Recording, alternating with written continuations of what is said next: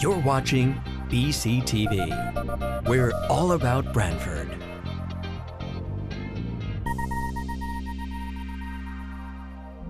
You're watching BCTV, Branford Government Television, a service of Branford Community Television. This program is brought to you in part through the support of the town of Branford.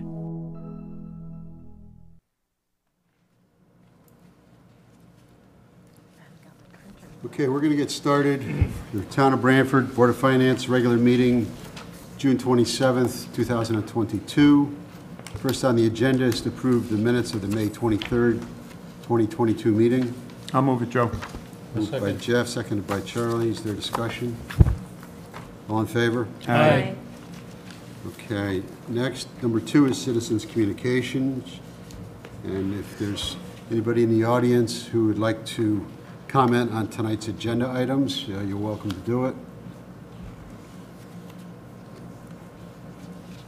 With no takers, I'll move on to item number 3, which is to consider and if appropriate, approve a transfer request from the Board of Recreation to reappropriate previous capital balances to capital outlay improvements for Veterans Park Tennis Court renovation as follows. From plow sander, $805. From dump body truck, $337. Vehicles, $18. Capital outlays from for $38. 2013 from a 2020 year. Capital outlay infrastructure, $874. Field fencing replacement program, $913. Capital outlay improvements for $18,721. Field renovation programs, three years worth of funds, $5240, $16,690, and $20,000, for a total of $63,636.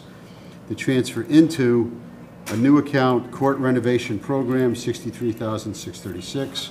Alex, welcome. Good evening, everyone. I actually was out to bid earlier this spring, and we had 2 projects that we were trying to complete. One was the Foot Park tennis court renovations for the basketball court, and one was the court renovation program up at Veterans Park. And as you know how pricing has been for so many product, and we went out to bid on this product, and the best price we did for one project was about a little over $20,000 for the basketball court, which is already completed, just completed it a week ago. That same court cost maybe half that money a few years ago when we did it.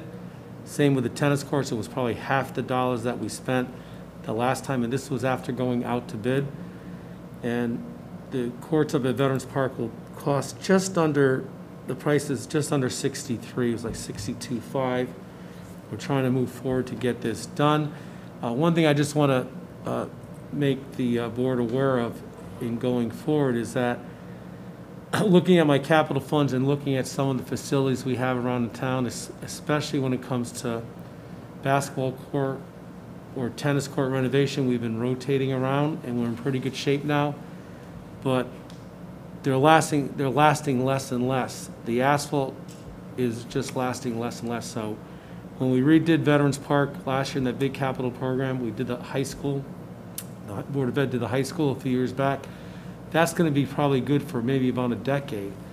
But going forward, this court at Veterans Park that we're replacing for we've done it multiple times over the years, is that court itself is 60 years old. So what happens is as time goes on with asphalt, everyone's moving towards post-tension courts. And that's something that we really should take a look at. It's expensive, but when I budget in the next year or 2, I'm going to look towards trying to go that route. I think we have to build that up because post-tension has been very successful for basketball courts and tennis courts, and a lot of the local communities are using them now.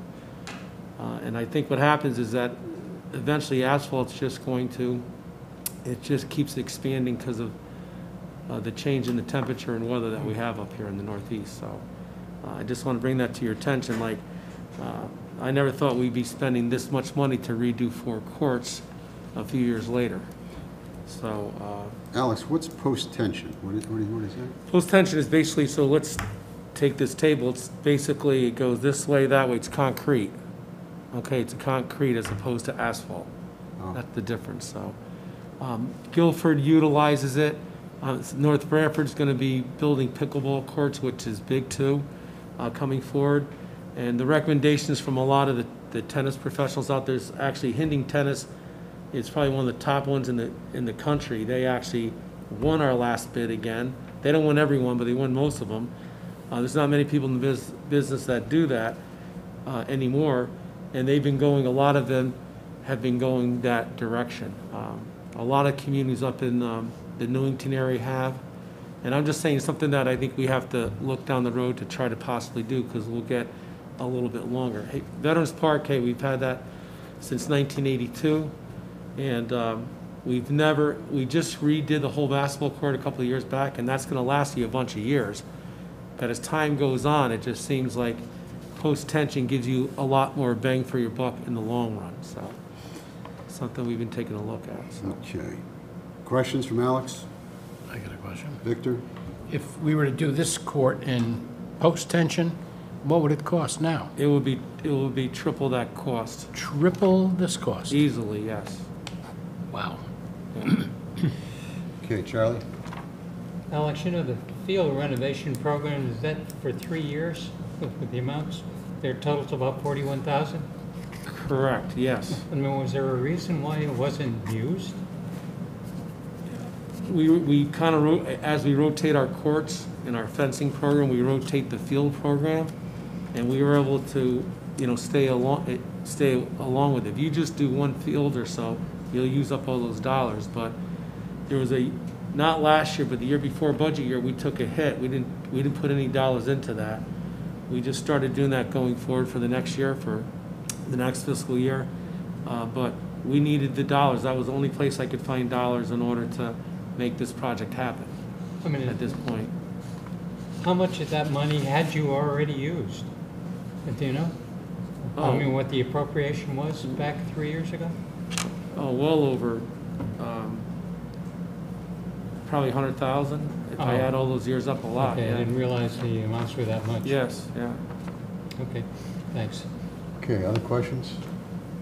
I'll move it, Joe. Moved by Jeff, Second? seconded by Terry. Discussion? Question? All in favor? Aye. Thank you. Thanks. Good luck. Okay, next up is to consider request from the wastewater treatment plant supervisor for a favorable opinion for amendment number 1 to the materials management agreement between the town of Branford and Synargo Northeast LLC for a 3-year additional term for the period 7/1/22 through June 30th, 2025. Welcome, Brian. Thank you very much. Thank you, everyone.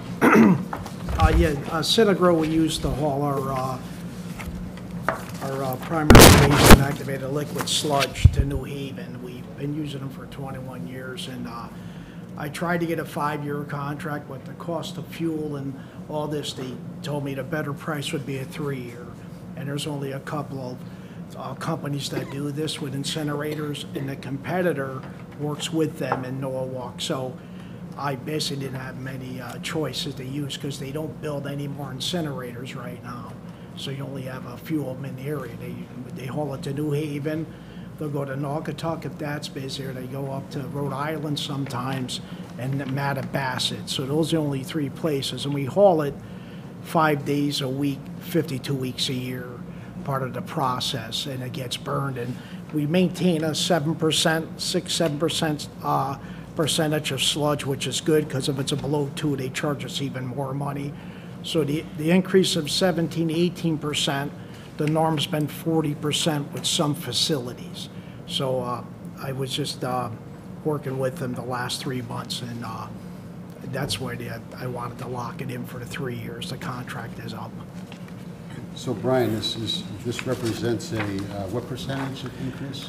We're like an 18% increase from the last few years, and it was a big increase across the board. Different towns had higher number, as high as 40-50%. This is locked in, these rates are locked in? Yeah, these are for 3 locked years? in. We, Patty from Synagro, a woman I work with, she came to me in February, March. And as time went on, and with the fuel cost, as you know, as it's been taken off, Yeah. we pretty much want to lock this in because our contract's up July 1st. Okay.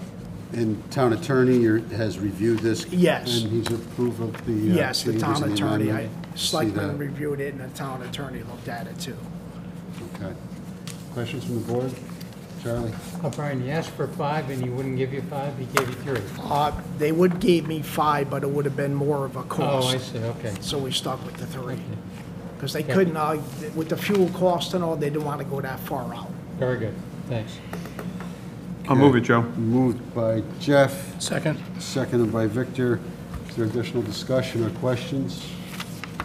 I was just curious, how often do we go to other, like, requests for proposal, or you were just happy with this company, or? There's only 2 around, them and Stone out of Naugatuck, and they actually run the Naugatuck plant for them. So if I just, for instance, let's say I just wanted to use a hauler instead of Synagro, they could say to the hauler, we don't have any room for you today, and I could be sending a load to Rhode Island with a more cost to it. So they got the market pretty tight there.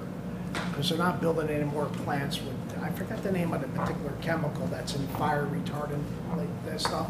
They'll be liable, so they're not building any more plants right now to make it more competitive. Okay, That's kind of what. thank you.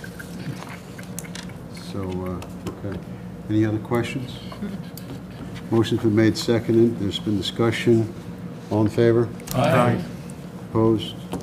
We're good. Thanks, Brian. Thank you very Good luck. much. Next is number 5, to consider and if appropriate approve a request from the Conservation and Environment Commission as follows: from grounds maintenance, $1,000, other supplies, $1,500, membership of meetings, $940, contingency, $16,560, for a total of $20,000, into transfer out capital fund for resource inventory. Welcome, Heather. Thank you. Hello. Hello. Heather's given us a nice letter here. Before we get started, do we have a contingency balance?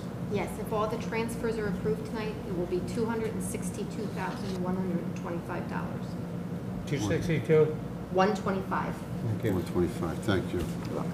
Welcome, Heather. You want to give us an overview of this? Sure. As a reminder, the commission is directed by the state to complete a natural resource inventory about every 10 years. The previous inventory was done in 2013, and with the limited budget the commission had of $10,000, they did the best they could. But the commissioners who are on now, who are part of the 2013 NRI, suggested that we work really hard to produce a more robust document. One thing that was really lacking in the first document, they tell us, was a synthesis. So the first document met the requirements of producing the inventory. There are maps, but there's very little text explaining, well, they would like us to have more so that the document can be a better tool to use in planning for the town of Branford. The first document did not include local data. It was data all derived from state and national databases, which is great. There was a vernal pool survey that was done separately a few years later after that first NRI. We would like to incorporate that into our NRI to show any change over time. And we would like to be able to compare trends with any of the resources that are surveyed from previous to this year to future surveys. And how long, when do they start, and how long does this take to complete? Our next one will be due in 2023. There doesn't seem to be penalties if we're a little bit late. It seems like it's more important to do a good job while we do it. We are in the process of developing our scope of work so that we can have that all ready when we put out a request. We've done some looking around and we have a few people in mind. It's been difficult to determine exactly how much it will be. The previous, as I said, from Branford was $10,000 10 years ago. A good example that people have pointed us towards is Ridgefield. About 10 years ago, one source tells me that it was $20,000. So we're not exactly sure at this point how much it will be. And there may be some parts that we're not able to do from our budget or that we just run out of time on, and so there may be some addenda that we add after we're done. We don't really know exactly how long it's going to take. It will be quite an undertaking though. So for now, you have 30,000. That's what we're requesting, yes. Well, you're requesting 20, but you have 10 in your budget? There's a capital fund that has Okay. 10,000. That has 10 in it, is that what it is? Catherine? I'm sorry. There's a capital fund that's got 10,000 in it? Yes. Okay, so this will make it 30,000? Mm-hmm. And when do you expect to go out for quotation on this? The challenge is that our commission does not meet in the summer, so it would be early fall. September, October is what we're shooting for. So you're doing this to recycle some of your current dollars? Correct, correct. So it doesn't end up in fund balance? Charlie, got a question? Yeah, how big is this commission? How many members on the commission? We are to have 11, and we're down 3 right now. The chair had to move to a different town, which brought me on board. I've been on since April, so we're down to 8 commissioners right now. Hey, but is it sanctioned up to how many? 11. 11? And the other question is, what kind of resources would look at the documents that you produce? Who would do this, developers or who? One of the persons that we're in communication right now has a master's degree from the Yale School of Forestry, and she has done different survey work. She is capable of producing the GIS maps, which is a large part of the project. And then we would also we would try to get some input from some interviewing of local residents, and we would still use the data. So there's the work involved with downloading the maps that are in existence from the state and federal government about like endangered species and such. So what kind of trades, though, say are using these maps? Oh, who will be the users? Yeah. Town planners. I believe that there's a correlation between the plan of conservation and development and the natural resource inventory. One of the one of the issues that the previous NRI points out is that the rising sea level will affect the quality of water and will increase funds that Branford town will have to expend to deal with bridge washouts and such. So one thing that we really want to look at is how much the sea has risen since 10 years ago. How will that affect like aquifers if there's saltwater intrusion? And so it could be valuable to everyone. And we're hoping, after we produce the document, to make presentations in town to the planning and zoning department, to schools, and really make use of it more than it was. In fact, I just had this idea today, I'd like to even put a section in there outlining how this could be a tool for a broader audience than it has been in the past. All right. And also, this is a state mandated commission? Correct. So every town, every city has one? Correct. Okay, thanks. Sure. Okay, is other questions on this? I'll move the transfer. Moved by Victor, Second? seconded by Harry. Is there discussion? All in favor? Aye. Thanks, and good luck. Okay. Number 6 is to hear a request from the tax collector to approve suspense list for the 2016 grand list year. Welcome, Robert. Good evening. Good evening. All right. Get my ducks in a row here. So what you have before you is proposed tax suspense list for the 2016 grand list year totaling $358,829.01. The list encompasses $184,044.81 in personal property tax and $174,784 20 cents of motor vehicle taxes, which includes the motor vehicle suspense of $51,837. In the years past, they've separated those out. I've just incorporated all of that in the motor vehicle. So you're just looking at one motor vehicle number versus two. But that total is, again, $174,784.20. That gets reported that motor vehicles suspense, I'm sorry, not suspense, but supplement gets reported separately to the OPM on the M1 report, which I just did last week. The suspension of the outline list will designate the selected assets as uncollectible and adjust our anticipated income and collection rate.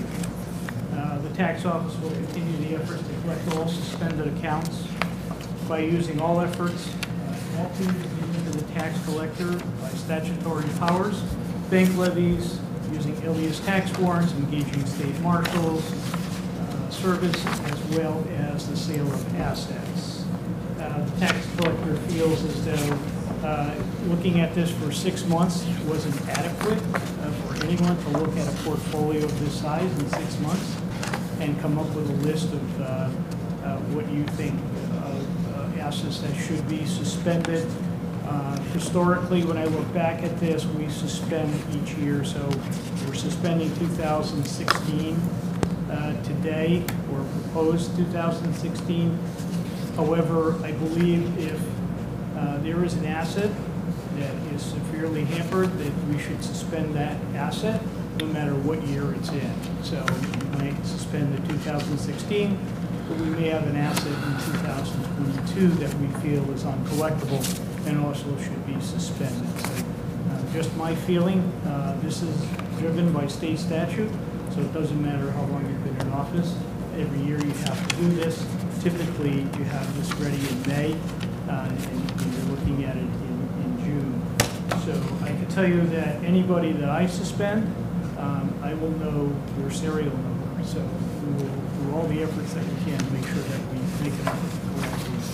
So as you look at the report, you can see that I've listed those as uncollected versus out of business, because I don't know who's really out of business and who's really, most of those would be uncollectible. So when you go back, especially the person on the property side, or even the auditors back to 2016, that automobile, that vehicle could be, 10 or 12 years old now, and maybe not even around.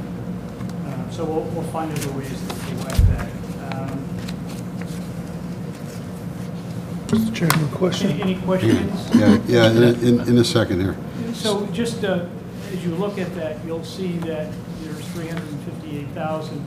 About half of that is one individual taxpayer that we've discussed before, who I currently have a suit going with, and we're working on a resolution. So there were about $169,000 of this $358,000. Okay, Harry, you got a question, and then Victor. Do we not name the individuals if we have a question? It's a public forum. This is a public record. Is that correct, Robert? That's correct. So if you want to talk about somebody, Well, there's a group of them on one company there on page 6. yeah, I think. Smedley. Yeah. I know you made progress on this. So you Yeah. have an update on that package. Yeah, so Smedley and Amendola are one. So, Joe, I think that's why your number is off, because you didn't include the Amendola piece. Oh, okay, gotcha. Yeah. Thank So, you. Right now, we're negotiating with them to come to a workout plan. So if we don't, we'll continue with our lawsuit, and again, I will seize assets and sell them. Okay, Victor, and then Charlie. Bob, are you accruing interest at 18% per year on these things? Yes, And is that included in this total? yes. Okay. Yeah, so from GL year to GL year, it all becomes part of the tax then. So it isn't really separated out, so. Okay. Somebody says, well, you owe me $10, now you owe me $5 in interest, no, you owe me $15, and then the interest, so it's 1.5% per month, Yes. Adds up, sure. quickly. Charlie? Hey, Bob, you know, when I hear the word suspense, you know, I think of something that's dangling and, you know, just out there. So I wondered what happens now when these entities are put on a suspense? Does anything happen, or are they just there by a state regulation? So what has happened in the past is that we've gone out to a company called NRG, and they are a collection agency that continues to work those files. I am not going to move forward with this suspension list with them. I will collect these with our staff by making phone calls to these folks and figuring out exactly where they are. You know, they work on a 15% markup, which is okay, but I think our staff can do a better job in collecting these. So well, I will continue, even though they're on this suspended list, I will continue to collect these. And also, I am looking at as soon as we get off this rush of taxes coming in, I will go back and look at what's currently at that collection agency, and I could pull those back because, you know, Smedley's is on that, and when I look at what they've done, they wrote a letter, so it needed a little bit more than a letter. So, you know, so I feel that, you know, we do have an opportunity to collect more dollars coming in. So from a technical standpoint, Catherine, if I'm not mistaken, what happens is once it's on suspense, then it's not an asset of the town anymore, okay? So you kind of take it off. That's not part of the balance sheet. I think you reserve it against fund balance. So it's really, technically, it reduces our assets by that amount because we're not carrying it as a receivable. It's essentially a bad debt, even though it's collectible. Correct. At some point, if in fact he finds some of these folks that have money and he can attach it. So that's... I have one more question. Sure. If you do collect it, does it go towards your collection rate for this year? It would. Okay. So I'm all about trying to do that, Charlie. You might delay it for next year. Well, you know, with a few days left, yeah. Yeah. So, Bob, historically, motor vehicles is your laggard with regards to collection rate.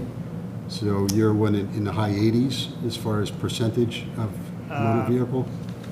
Well, we're in the 90s. Okay. So we're at 99.41 with Really? real estate. We're at With motor vehicle? motor vehicle. We're at, let me see if I can find that here. Motor vehicle, we're at 95.23. Okay. Which is terrific. Yeah, according to QDS.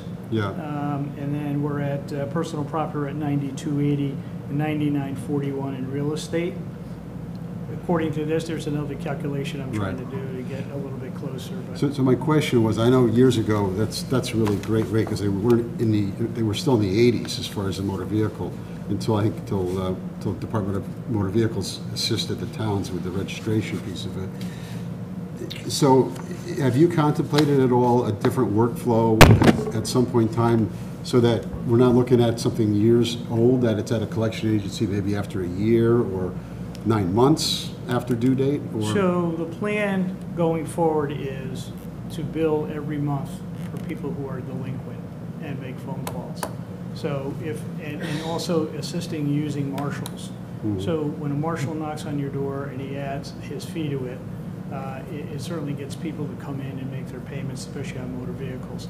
Now, what's going to happen with motor vehicles, so it's every 2 years. If they push that out, it doesn't give us an opportunity to visit with these people every 2 years. That's why I feel every year and every month you have to stay on top of these folks, because that's what's really happened.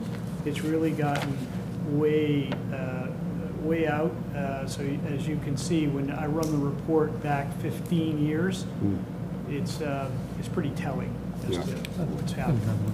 Sure. Charlie? Who absorbs the marshal's fee if you use it? Would it be the town or the debtor? The taxpayer. Really? Okay. The taxpayer. Good work. Yeah. Okay. Other questions on the suspense list from the tax collector? So I just have a couple of other things. Sure. I could just steal another 2 minutes. Absolutely. So just to let you know, all the bills have gone out, the 42,000 bills that went out on 6/24, and they're also online.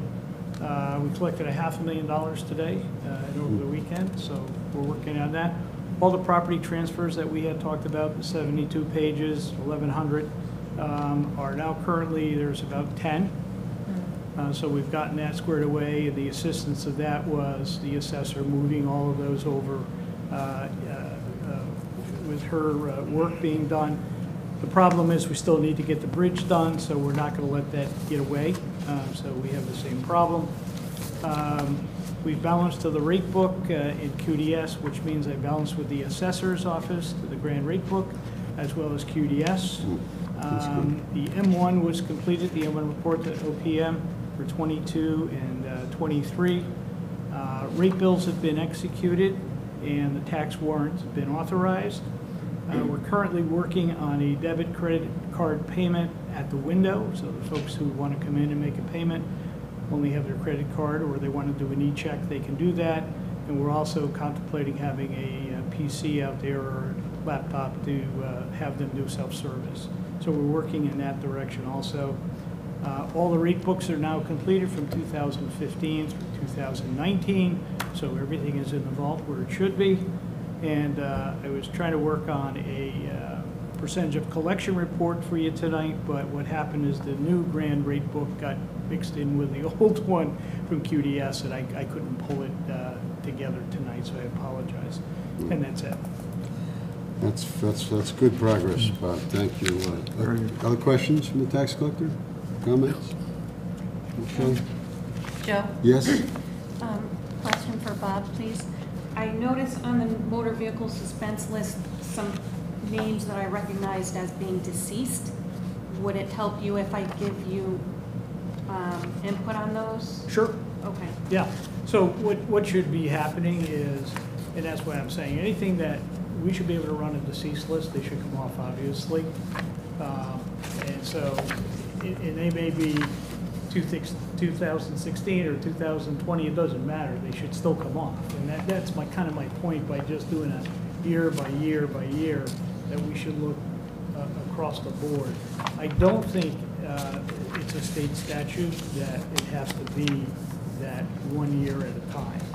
So if you continue that, but I think again, if you know your portfolio, you know who is paying, who isn't, who's collectible and who's not, so. Okay, thanks, Lisa. Any other comments? Somebody want to move this? I'll move it, Joe. Moved by Jeff. Second. Seconded by Charlie. Is there additional discussion? Good job. All in favor? Aye. Aye. Thank you. Okay, thanks, Bob. Okay. Next is item number 7, to hear FEMA fund update from the finance director, and if appropriate, approve a transfer request as follows.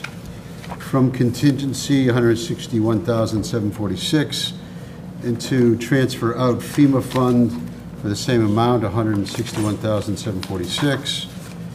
Jim is not with us tonight, nor Jamie, but Catherine is here, so you have the floor. Welcome. Thank you.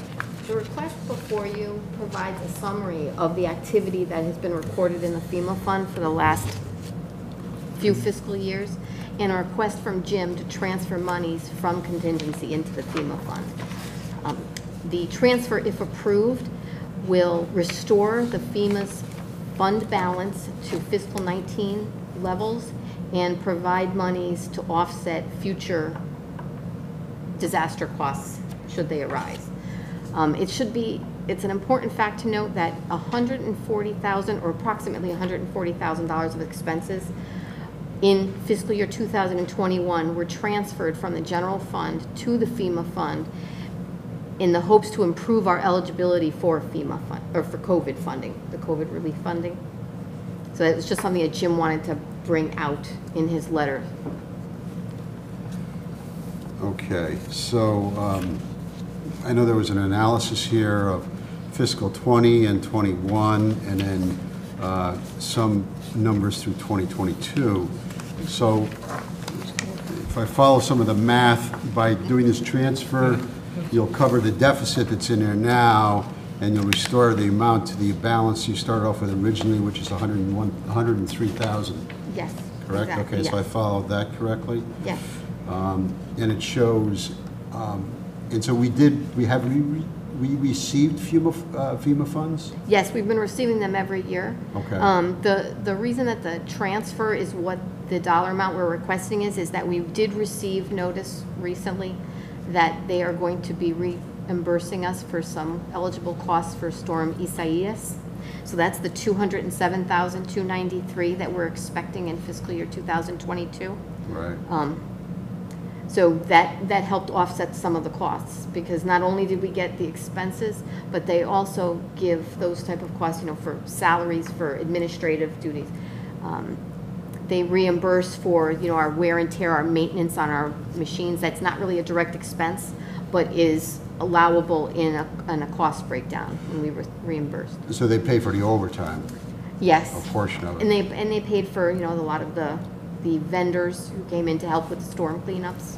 So for example, you spent, it looks like you spent $132,000 for Isaias. But is that the total amount for that one? No, it's actually the 132 and the 14,623 combined.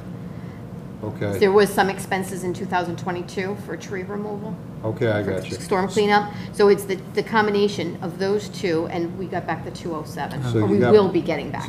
So that's the direct expenditures of Exactly. 132 and 14, plus paying for overtime and other types of other reimbursed expenses equal to 207. Exact to make up the 207, yes. Gotcha. Okay. There was a lot of moving pieces in the FEMA fund. A lot of, as the regulations came out, we kind of had to shuffle the deck so that we, would move costs from, say, our local share to the FEMA share, because they would allow certain expenses and then move certain things that we had charged to FEMA that we were less sure would be eligible, and we moved those to the local share. So it was a lot of deck shuffling. Gotcha. Okay. Questions from Catherine? I'll move it, Joe. Second. Second by Pam. Thanks. All in favor? Aye. Thanks, Catherine. You're welcome. Okay, next is to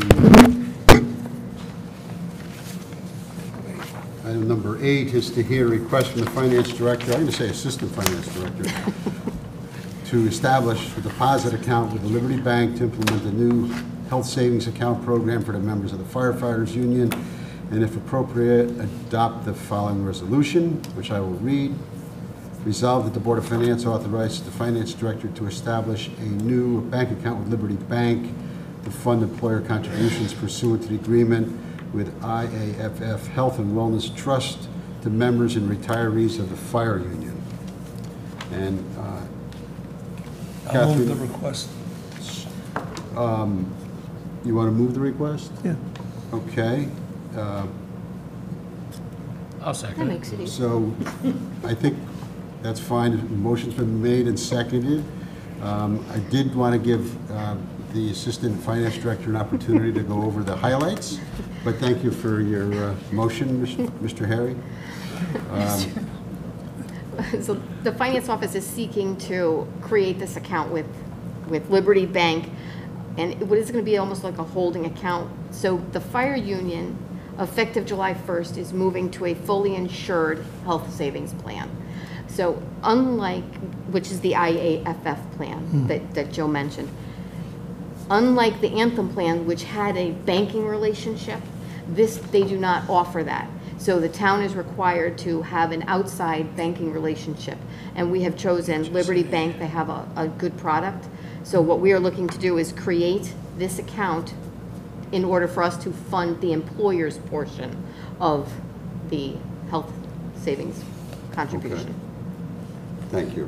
And that was in a letter that came on June 14th. Do we have additional discussion? Harry? Yes. I'm sorry, first Charlie and then Harry. Sorry, Harry. Listen, you mentioned a fully insured fund. Now, does that mean like 100% every year? Yes, the fire department, yes, they are going to a fully insured health savings account. So they will be coming off of our insurance plan and going to their own insurance plan, which is the International Association of Firefighters. Okay. And they had been looking to do this for years. So they are moving effective July 1st. And so this is one of several accounts that have moved, the Public Works? Yes, it was moved? no, the Public Works has not moved yet. I thought I they went believe with they're the going to be Teamsters. moving with, no, they did not go to Teamsters. Oh, they did, They are okay. currently with the town's insurance. Okay. But East Shore Health District has moved, the Blackstone Library has moved. Okay. If you remember during our budget hearings, the town is also looking to join the partnership plan with the state. So the fire union has the option to go with this international group, so they have opted to do that. Harry? I'm fine. You're good? Okay. Additional questions? Good, Joe. Okay, all in favor? Aye. All right, okay, thanks, Catherine. And with no other business to come before the board or on the agenda, I will entertain a motion for adjournment. So moved. So moved. Motion's been moved and seconded. All in favor? Aye. All right, thank you. Thank you. This program was brought to you in part through the support of the Town of Branford. Watch town meetings and other videos on demand at BranfordTV.org.